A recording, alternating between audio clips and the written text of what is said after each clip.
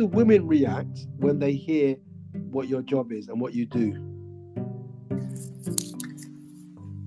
Well, I think they're not really sure or clear, because when you hear divorce coach, you think, okay, well, I don't want to get divorced, or maybe I do want to get divorced, but there's so much stigma around divorce. So it takes them a long time to finally like get the courage, or take the step of even reaching out, to find out, because I believe, like, what they think, from what they share with me, what they think about me is that, oh, I'm not divorced yet. I'm not divorced yet. So they wait until they get divorced to reach out. And I have a lot of people who say, oh, okay, I'll reach out after I get divorced. And then, I say to that, well, I support women who are thinking about divorce, because when that is occupying your mind, there's so much uncertainty, there's so much fear, there's so much unknown. And when you're operating from that space, you're not making good, wise decisions. I mean, we all need support when we're struggling. And why would you wait to get that support? So when they understand, they say, well, this is the time you need support. How are you going to make decisions with clarity or with confusion?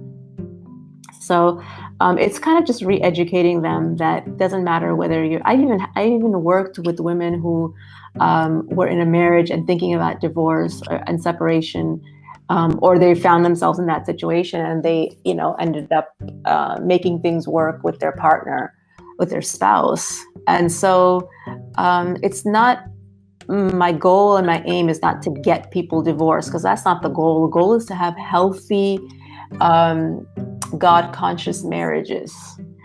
However, that doesn't always work out, and we have plenty of examples in the Sunnah of how it doesn't work out. And we also have, commands from Allah when it doesn't work out. How do we separate? Because a lot of us don't know.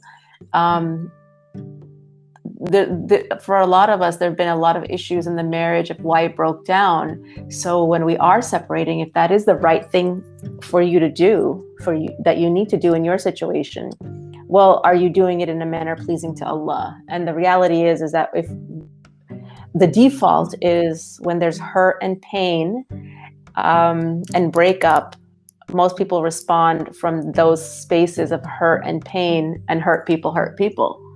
So we want to make sure we separate in a way that's pleasing to Allah. When we came into the marriage, it's pleasing to Allah. We want to separate that way, because even divorce can be an act of worship. Divorce can be something that we're rewarded for if we're doing it in a manner that's pleasing to Allah.